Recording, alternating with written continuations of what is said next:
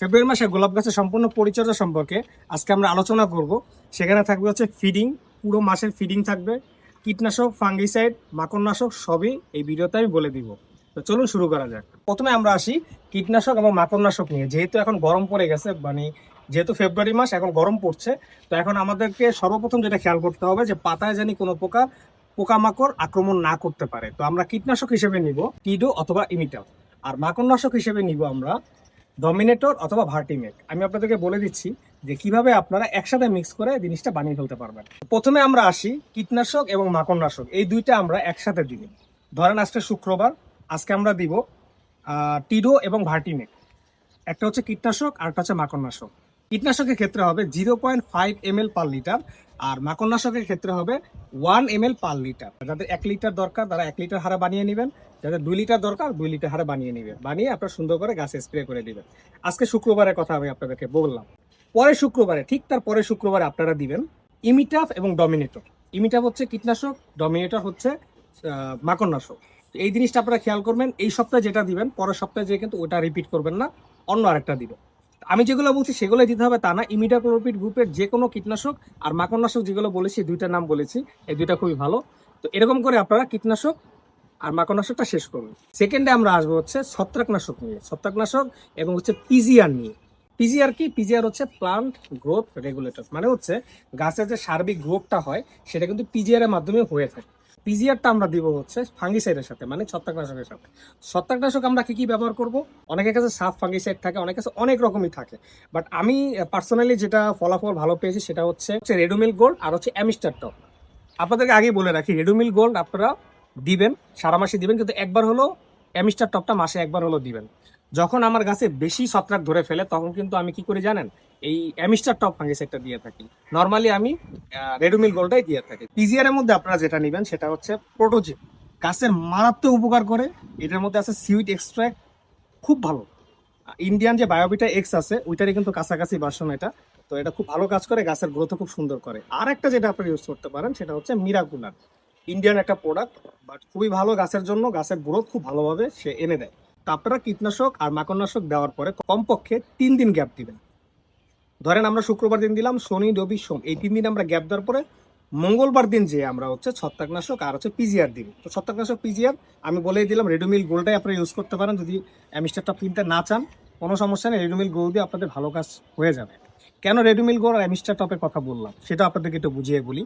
কিছু কিছু ফাঙ্গিসাইড থাকে, আমি কঠিনভাবে বলবো না, কিছু কিছু ফাঙ্গিসাইড থাকে শুধুমাত্র পাতার মধ্যে লেগে থাকবে, কিছুদিন পরে সেটা ধুয়ে চলে যাবে। বাট আমি যে কথাটা বলছি অ্যামিস্টার টপ আর রেডোমিল গোল্ড, এটা হচ্ছে পাতার মধ্যে যাওয়ার পরে সেটা গাছের শরীরে প্রবেশ করে, একদম শিকড় পর্যন্ত চলে যায়।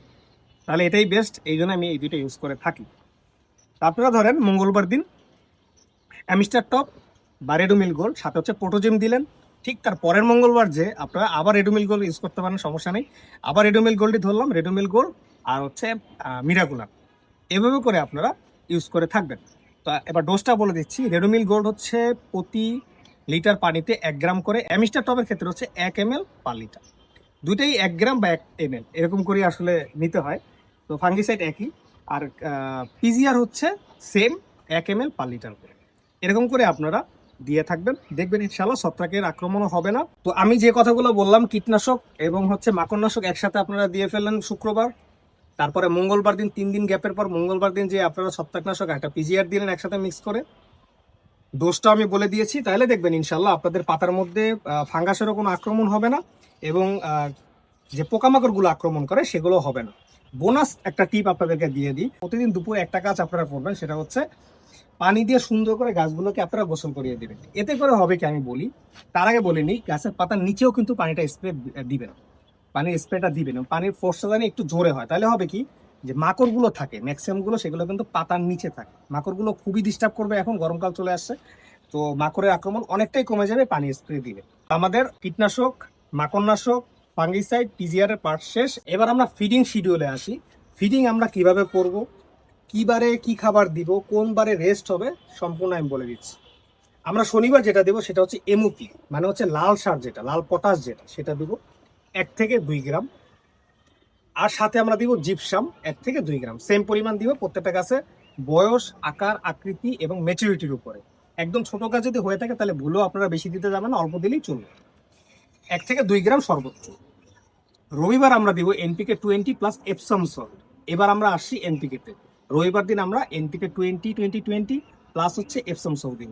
এনপিকে 20 হচ্ছে 1 লিটার পানিতে 1 গ্রাম, আর এপসম সল্টও সেম 1 লিটার পানিতে 1 গ্রাম। এরকম হারে আপনারা বানিয়ে সুন্দর করে গাছগুলোতে যে পরিমাণ পানি নর্মালি দিয়ে থাকেন ওই পরিমাণ পানি দিবেন, বেশি কমের কোনো দরকার নেই। সোমবার দিন আমরা সম্পূর্ণ বিশ্রাম দিব, জাস্ট সাদা পানি দিব, নর্মাল যে আমাদের পানিগুলো থাকে ট্যাপের পানি, সেই ট্যাপের পানি দিব। সোমবার দিন বিশ্রাম থাকবে, জাস্ট সাদা পানি। গাছে কিন্তু পানি দিতে ভুল করবেন না, গাছে কিন্তু পানি দিতে হবে, জাস্ট খেয়াল রাখবেন ওই দিন আর কোনো খাবার দেওয়া যাবে না, ওই দিন থাকবে বিশ্রাম।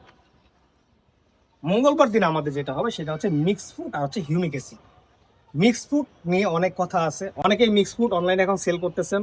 আমি বেসিক্যালি যেটা ইউজ করি সেটা হচ্ছে বিখ্যাত রোজেরিয়ান অতীন বসু দাদার যে মিক্স ফুডের চার্টটা আছে ওটা থেকে আমি বানিয়ে নিয়েছি। এটা বের করাটা আসলে টাফ, একদিন ইনশাল্লাহ আপনাদেরকে ভিডিও করে আমি দেখিয়ে দেবো যে আমি কিভাবে বানাই। আপনারা যদি 1 কেজি বানান আপনাদের কিন্তু অলমোস্ট 6 থেকে 7 মাস চোখ বন্ধ করে চলে যাবে। তো নিজেরা বানিয়ে নেবেন, কেনাকাটা দরকার নেই, কিনতে গেলে অনেক পরিমাণ টাকা নেবে, তার থেকে ভালো আপনারা নিজেরা বানিয়ে নেবেন। 1 থেকে 1,500 টাকার মতো খরচ হবে, 6 থেকে 7 মাসের মতো লাস্টিং করবে, সেটাই তো বেটার। তো মিক্স ফুড আপনারা দিবেন গাছ প্রতি 1 চিমটি থেকে 2 চিমটি। ধরেন এই গাছটাতে যদি আমি দেই, এই গাছটাতে আমি দিব হচ্ছে 1 চিমটি, যেহেতু গাছটা ছোট। বাট যদি আমি এই গাছটা বা এই গাছটাতে দিই, এই গাছগুলো কিন্তু ম্যাচিউর গাছ, এই গাছে আমি দিব 2 চিমটি, এরকম হারে আমরা দিব। আর হিউমিক অ্যাসিডের পানিটা বানিয়ে নেবেন 1 গ্রাম 1 লিটার পানিতে দিয়ে সুন্দর করে মিশিয়ে পানি দিয়ে দিবেন, সুন্দর করে পানি দিয়ে দিবেন। আর মিক্স ফুডটা আগে দিয়ে নিন, ঠিক আছে? এটাই ভুল করে অনেকে, মিক্স ফুডটা আগে দিয়ে তারপরে উপরে হচ্ছে হিউমিক অ্যাসিডে পানিটা দিয়ে দিবেন। বুধবার দিন আমরা করবো সব থেকে ইম্পর্টেন্ট পার্ট, সেটা হচ্ছে পিএইচ মেনটেন। পিএইচ মেনটেন নিয়ে আমার চ্যানেলের মধ্যে, ইউটিউব চ্যানেলের মধ্যে লং একটা ভিডিও পেয়ে যাবেন, যেখানে আমি সম্পূর্ণ হাতে কলমে দেখিয়ে দিয়েছি যে আপনারা কি কি উপায়ে পিএইচ মেনটেন করতে পারেন, সব থেকে কার্যকর কোনটা। এই যে গাছের পাতাগুলো গ্লেস মারে, এগুলো কিন্তু পিএইচ মেনটেনের জন্য, শুধুমাত্র খাবারের জন্য না। তো পিএইচ মেনটেন করবেন আপনারা বুধবার। বৃহস্পতিবার যে আপনার দিবেন হচ্ছে 13-40-13 প্লাস আবার এপসম সল্ট। 13-40-13 সেম 1 লিটার পানিতে 1 গ্রাম করে দিবেন। আর এপসম সল্ট তো আগেই বলে দিয়েছি 1 লিটার পানিতে 1 গ্রাম, মানে সেম ইয়ার। আমি এরকম করে 13-40-13টা দিয়ে দিবেন। আমি লাস্টে বলবো আসলে যাদের বাজেট কম তাদের জন্য কি করতে পারেন, আমি লাস্টে এটা বলে দিব। আর শুক্রবার দিন যে আমরা দিব গাছের, গোলাপ গাছের ফেভারিট ফ্রুট, সেটা হচ্ছে মাস্টার কেক, মানে হচ্ছে সরিষার খোল ভেজানো তরল সার। সেটা হচ্ছে আমরা শুক্রবার দিনে অ্যাপ্লাই করবো। কিভাবে অ্যাপ্লাই করব? 1 লিটার পানিতে 100 গ্রাম মিক্স করে আমরা 7 দিনের জন্য বা 6 দিনের জন্য পচাবো। দেন ওই 1 লিটার পানিকে 10 লিটার পানির সাথে ডাইগ্লুট করে, মানে হচ্ছে পানির সাথে মিশিয়ে, তারপর গাছ প্রতি যতটুকু পানি নর্মালি দিয়ে থাকেন অতটুকু দেবেন, বেশি কম দেওয়ার কোনো দরকার নেই। যতটুকু পানি রেগুলার দেন অতটুকু দিবেন। এই হচ্ছে খাবারের শিডিউল। তাদের ক্ষেত্রে বাজেট একেবারে টাইট। আপনারা কি করবেন? অনেক স্টুডেন্ট আমার ভিডিও দেখেন যে ভাই আমাদের কাছে তো অত টাকা পয়সা নাই, আমরা স্টুডেন্ট মানুষ, আমরা কিভাবে কাছে, আমরা কিভাবে এতগুলো জিনিস জোগাড় করবো, আমরা তো গাছ করতে চাই, তা আমাদের জন্য কি করা যায়? আচ্ছা, আপনারা করতে পারেন, একবার কষ্ট করে মিক্স ফুডটা বানিয়ে নেবেন, সেই মিক্স ফুডটা সপ্তাহে 2 দিন করে দিবেন। এপসম সল্ট অনেক কম দাম, এপসম সল্টের দাম খুব বেশি না, হিউমিক অ্যাসিডের দাম 200-250-300-র মধ্যেই পেয়ে যাবেন 1 কেজি না। তো হিউমিক অ্যাসিড এপসম সল্টের দাম খুব বেশি না, সাথে হচ্ছে আপনারা মিক্স ফুডটা দিতে পারেন। আর যাদের কাছে বাজেট আছে তাদের জন্য শনি থেকে শুক্রবার যা যা বলেছি তা তো অবশ্যই দিবেন। আর সরিষা খোলের দাম একেবারেই কম, 30 থেকে 40 টাকা পার কেজি। আপনারা যেখানে সরিষার তেল ভাঙায় এইসব জায়গায় খোঁজ নিলেই পেয়ে যাবেন, এগুলো দাম খুব একটা বেশি না। এই ছিল ফেব্রুয়ারি মাসের সম্পূর্ণ রুটিন। আমি আপনাদেরকে সম্পূর্ণ রুটিনটা বলে দিলাম। এইভাবে আপনারা 1 মাস যত্ন করে দেখুন, যদি আপনাদের কাছে ভালো ফলাফল আসে তাহলে পরে মার্চ মাসে যত্নটা দেখবেন, আর যদি না আসে তাহলে আর দেখতে হবে না, ইনশাল্লাহ আসবে। আমি গত বছর এইভাবে করেই যত্ন করেছিলাম, কিছু জিনিস এখন অ্যাড করেছি, কিছু জিনিস বাদ দিয়ে দিয়েছি। আসলে সময়ের সাথে আমাদের আপডেট হতে হয়, গাছগুলো যখন আপডেট হয়, পোকামাকড় যেমন আপডেট হয়, গাছগুলো যেমন আপডেট হয়, আমাদের আপডেট হতে হয়। তো গত বছরের সাথে এই বছর কিছুটা একটু ডিফারেন্ট থাকলো, যারা গত বছর আমার ভিডিও দেখেছেন একটু তারতম্য থাকলো। এইবার যেগুলো বলছি সেগুলো আপনারা অ্যাপ্লাই করেই দেখুন, ইনশাল্লাহ 28 দিনের তো মাস, এই 28 দিনের মধ্যে আমি আশা করি আপনাদের গাছের রূপই চেঞ্জ হয়ে যাবে, যদি আপনারা ঠিকমতো পিএইচ মেনটেন, খাবার, কীটনাশক, ফাঙ্গিসাইড, তারপর হচ্ছে মাকড়নাশক, এগুলো সুন্দরভাবে ঠিক মতো অ্যাপ্লাই করতে পারেন। ধন্যবাদ ততক্ষণ সাথে থাকার জন্য। সাবস্ক্রাইব, ফলো করে অবশ্যই সাথে থাকবেন।